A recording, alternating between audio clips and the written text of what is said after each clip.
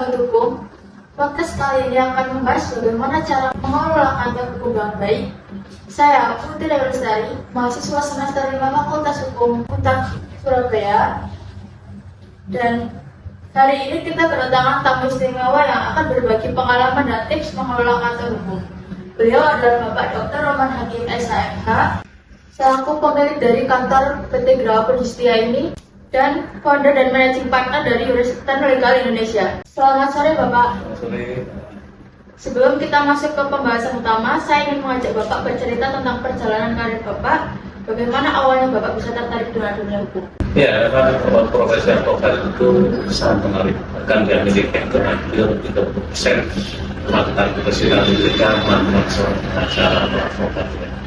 Nah, masing-masing seorang advokat itu lahir itu berdasarkan dari pengalaman itu. Kalau saya pribadi, saya menjadi advokat pernah si ibu oleh seseorang dan saya menggunakan bicara advokat.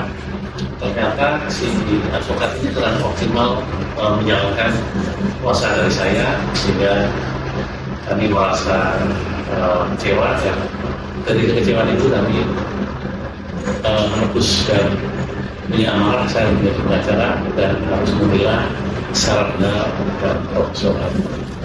Menarik sekali Bapak, dalam mengelola kantor hukum sebesar itu apa tantangan terbesar yang Bapak hadapi?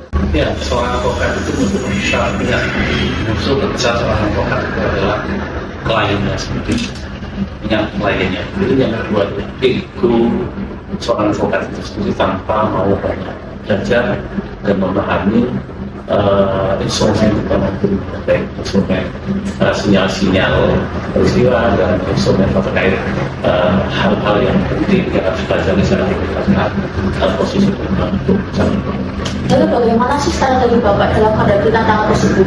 strategi tentu kita harus melihat bahwa kalau dalam ekonomi itu ada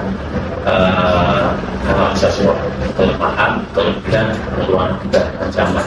Dalam menghadapi proses-proses yang ada, kita selalu teliti, waspada, mengingat setiap data, setiap huruf, setiap ucapan, setiap lesan harus bisa dipertanggungjawabkan sekarang. Makanya itu kalau orang ngomong mulutmu adalah ngomong itu sangat terjalan. Apa yang kita sampaikan, apa yang kita bahas, apa yang kita tunjukkan hari ini adalah sebuah hukum. Makanya ada istilah kenali hukum jauhi. Lalu bisa Bapak jelaskan mengenai sistem manajemen yang Bapak terapkan pada kantor hukum ini? Ya, sistem manajemen dalam advokat ini kita dengan kita. Jadi dalam sistem kita punya perkara dasar kuasa.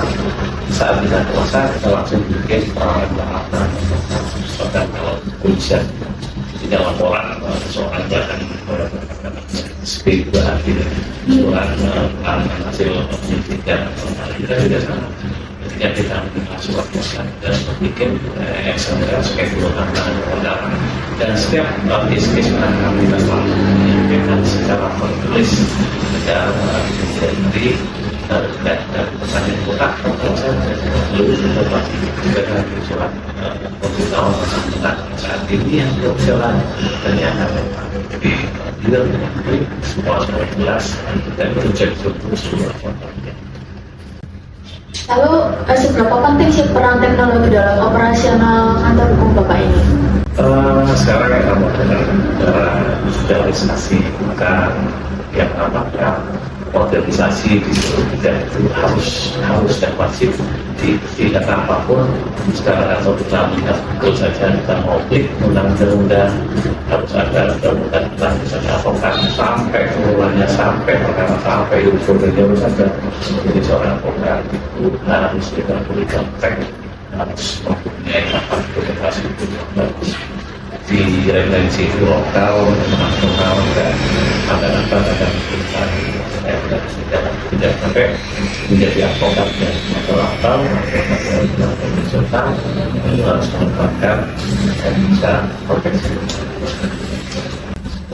Mohon izin menanyakan terkait kasus yang sering ditangani kita di dalam kantor hukum Bapak ini. apa ya Pak? Seperti atau perdata, pidana, atau peton atau pengadilan agama? Ya, jadi perkara di kantor hukum pemberantasan ini seluruh perkara itu jadi pidana perdata terus PKI perkara yang lain itu kita hadapi tentu salah jumlah seorang advokat tidak boleh menolak perkara apapun kondisinya. Jadi kita ketika mau memandangkan sebagai seorang advokat, maka kita harus bertanggung jawab, harus mampu, harus piawai, harus profesional, harus menyelenggarakan persidangan dengan baik. Itu kita tidak sendiri ada tim konsultasi. Rumah sakit itu ada spesialisasi jantung, paru-paru. Itu advokat juga sama. Kami juga ada spesialisasinya seperti misalnya menyangkut masalah tambahan, kemudian masalah khusus tentang malpraktek dan kedokteran, kemudian masalah perselisihan yang dihari atau masalah-masalah lain. Kita tentu punya hal sebenarnya ya banyak diskusi terkait dan banyak belajar tentang sistem informasi kantor hukum yang baik dan Lalu bagaimana cara Bapak mempromosikan jasa advokat dalam kantor Bapak ini? Ya tentu seorang advokat itu tidak boleh promosi secara regulasi, tidak boleh memakan pasal-pasal secara yang beralih kita dengan podcast, kita dengan TikTok itu sama dengan promosi tersebut. Artinya tidak boleh bisa post tiba-tiba lapan nanti pidana perdata dan biaya murah apa ada juga. Tapi saya ingin teman-teman atas apa tidak boleh promosikan itu menjadi biasa dan jelas yang samping regulasi yang tidak salah dengan apa. Undang-undang advokat 1873 juga sudah mengenai jadi saat ini jadi banyak keringanan dan tidak bisa diberi kematian inilah manusia itu kehadiran mulai manusia.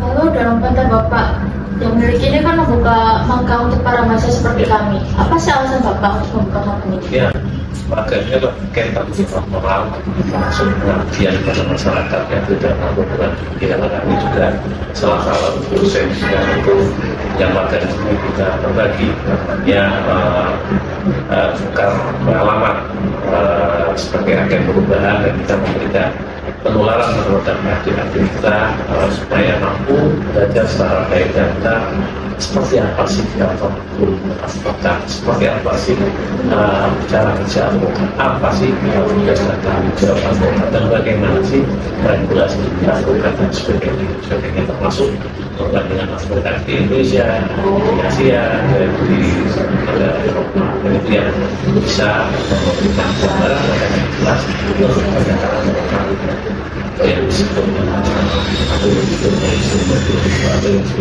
progres politik itu yang secara khusus harus